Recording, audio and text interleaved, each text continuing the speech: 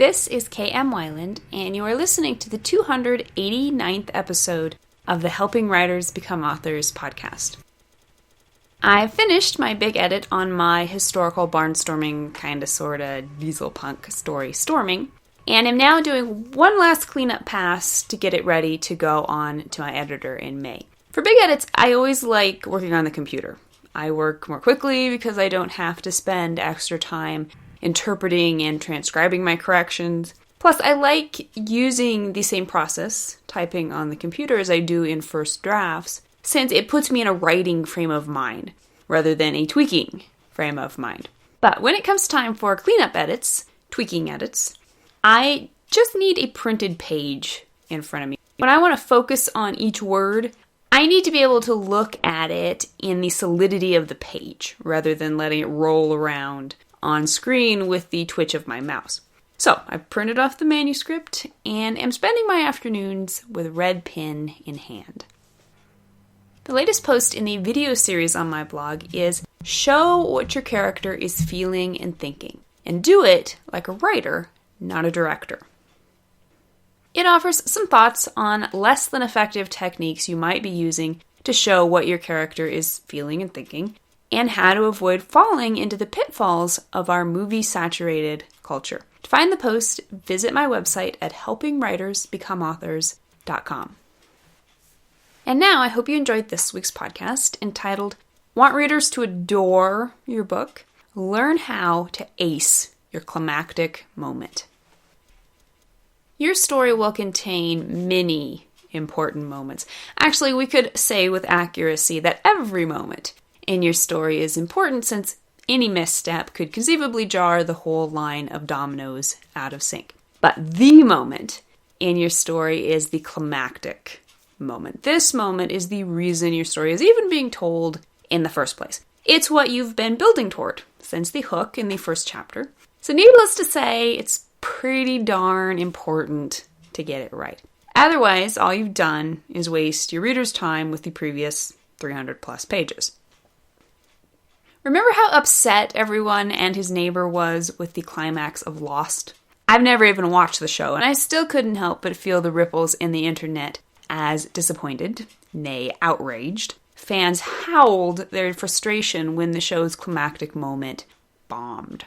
A good climactic moment must fulfill several requirements, including pertinence, cohesion, and resonance. But it's important to realize it is never an island.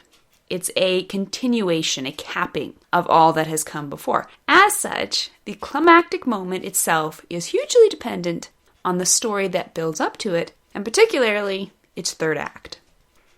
The third act opens around the 75% mark in your story with the third plot point. As I discuss in my book, Structuring Your Novel, the third plot point is a dark moment for your character. After the victory his efforts against the antagonistic force have seemed to accomplish at the end of the second act, he experiences a reversal. The full force of the conflict, its stakes, and its thematic importance cold cocks him. It will appear as if things couldn't possibly get any worse, and from an emotional standpoint, at any rate, this is definitely true. In many ways, this will be your character's emotional climax, as he rounds the corner of the lie he's been fighting throughout the book, and finally comes face to face with the truth. It's a hard truth, otherwise it wouldn't have taken him the entire story to recognize, and his need to embrace it will make this plot point all the more difficult, even though it's for his own good. For example, in Victor Hugo's The Hunchback of Notre Dame, the third plot point is La Esmeralda's public execution. In The Ghost in the Darkness, the third plot point occurs when the hunters, Patterson and Remington, have their plan to capture the man-eating lions thwarted when the lions attack the new hospital for the railway workers and massacre everyone.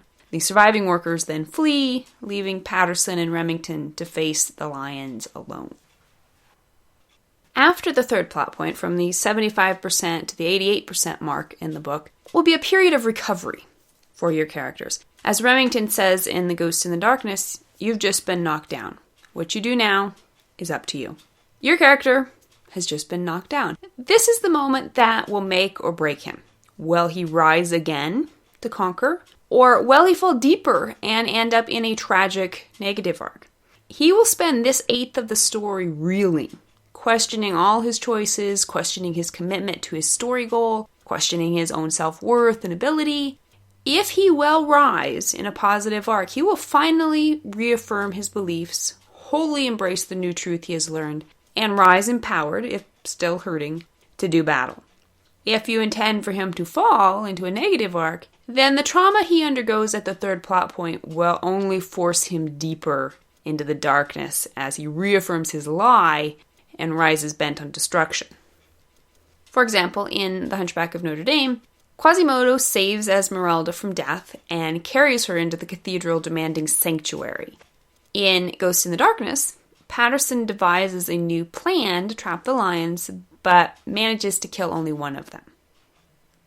Halfway through the third act comes the final turning point of the story. At the 88% mark, the final climactic turning point will launch the story's climax. This turning point forces the protagonist and the antagonist to finally face each other in what will be, either literally or metaphorically, a duel to the death. Whatever occurs here will ensure they cannot both walk away from the conflict. One or the other of them will triumph and gains what he wants. The chips are on the table now. In most stories, this moment will launch a significant flurry of activity. The conflict will be non-stop from here right up until the climactic moment. Even in stories that have utilized conflict throughout, will show a significant up in the ante at this point. Ridley Scott's Black Hawk Down is essentially one long action scene, but we still see an obvious jump in the chaos when the convoy finally arrives to rescue the men trapped in Mogadishu. Likewise, stories that don't feature obvious physical conflict will also offer a consistent action of some sort in this period. In Cameron Crowe's We Bought a Zoo, the climax begins with a terrible storm hits the zoo just before its opening day, prompting a flurry of activity as the staff tries to get everything ready. For example, in Hunchback of Notre Dame, the climax begins when the gypsies launch an all-out assault on the cathedral in an attempt to free La Esmeralda. In Ghost in the Darkness, the climax begins when Patterson awakes to realize the surviving lion has killed Remington in the night. The remainder of the third act, from the 88% mark to roughly the 98% mark, will be all climax.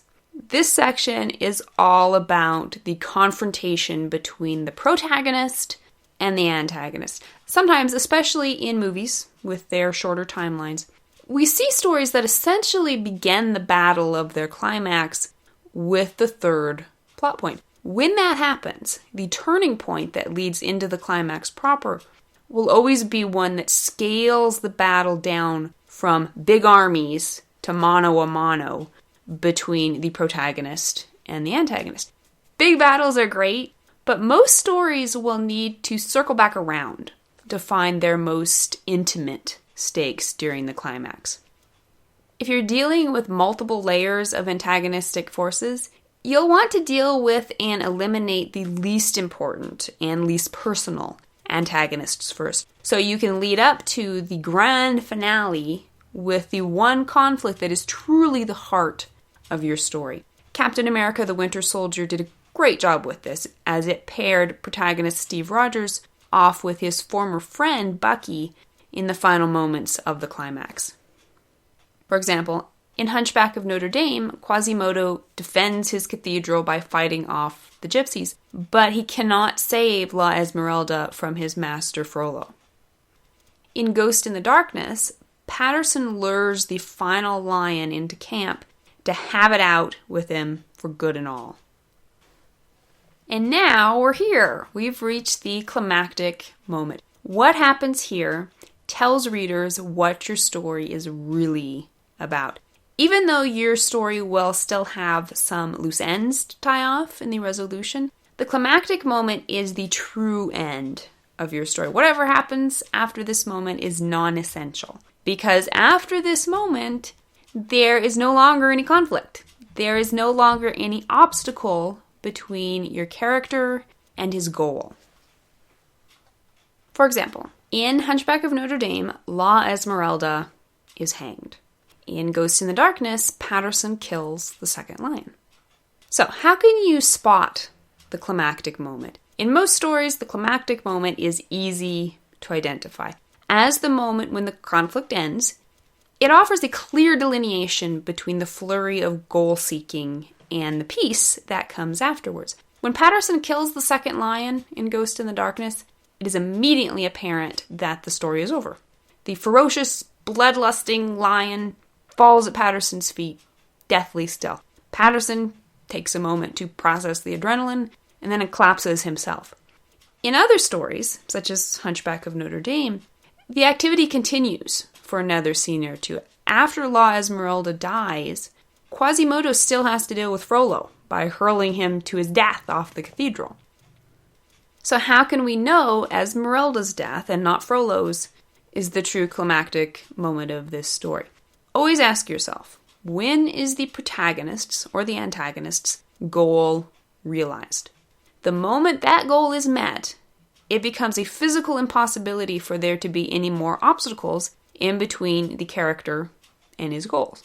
No obstacle equals no conflict equals new story. Esmeralda's death ends the conflict. Frollo gets what he wants in killing her, since he couldn't get what he really wants in seducing her, and Quasimodo's ability to even try to pursue his own goal of keeping her alive is obliterated. Some stories, seem to have multiple climactic moments. This can sometimes happen in an attempt to fool the readers. Whoops, the bad guy's not dead after all. Or, as in Toy Story and It's a Wonderful Life, it can be the result of two layers of conflict being resolved separately. But there can only ever be one true climactic moment. Woody and Buzz's defeat of Sid isn't the conflict that's at the heart of the story. Their return to Andy is their true goal. Same with George Bailey. His desire to live again isn't the goal he's been chasing throughout the story. The true climactic moment is his spiritual union with the town when they save him from his debt in return for all the good he has done them over the years. After the climactic moment, your story is over. But to type the end right after the climactic moment is usually going to present too abrupt an ending. You'll usually have a few loose ends to tie up. Take advantage of this opportunity to enhance the thematic resonance of the climactic moment and ease readers out of the excitement and into the final emotion with which you want to leave them. If you can write an amazing climactic moment, probably means you've also been able to write an amazing story to support it. Ace this dot on the end of your story's exclamation point, and you'll leave readers with an amazing story that hits all the right notes of cohesion and resonance. Thank you for listening to the Wordplay Podcast. To read a transcript of this episode, you can visit my website at helpingwritersbecomeauthors.com. And be sure to check back again next week.